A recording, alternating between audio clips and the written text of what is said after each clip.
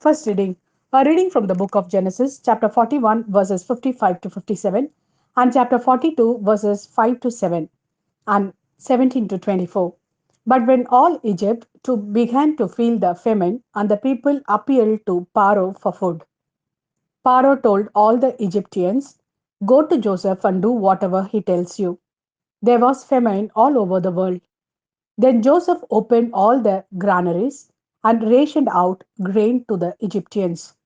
As the famine grew ever worse in Egypt, people came to Egypt from all over the world to get supplies from Joseph, for the famine had grown severe throughout the world.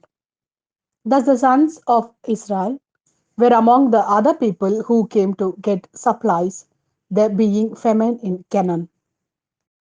It was Joseph as the man in authority over the country who allocated the rations to the entire population.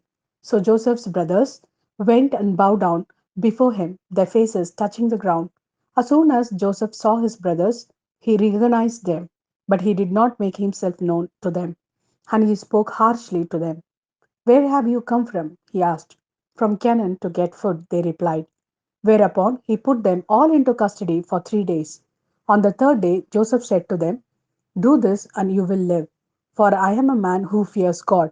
If you are honest men, let one of your brothers be detained where you are imprisoned. The rest of you go and take supplies home for your starving families. But you must bring your youngest brother back to me. In this way, what you have said will be verified, and you will not have to die." And this is what they did. And they said to one another, "Clearly, we are being punished for what we did to our brother. We saw his deep misery when he pleaded with us, but we would not listen. And now this misery has come home to us." Reuben restored to them, "Did I not tell you not to wrong the boy? But you would not listen. Now comes the accounting." They did not know that Joseph understood, because there was an interpreter between them. He turned away from them and wept. When he was able to speak to them again, he chose Simon out of their number and had him bound while they looked on. This is the word of Lord. Thanks be to God. A reading from the Gospel according to Matthew, chapter 10, verses 1 to 7. He summoned his 12 disciples and gave them authority over unclean spirit, with power to drive them out and to cure all kinds of disease and all kinds of illness. There are the names of the 12 apostles.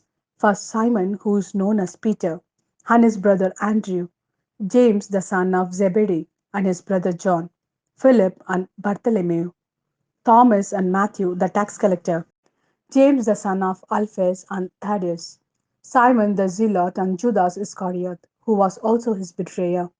These 12 Jesus sent out, instructing them as follows: "Do not make your way to Gentile territory, and do not enter any Samaritan town. Go instead to the lost sheep of the house of Israel. And as you go, proclaim that the kingdom of heaven is close at hand."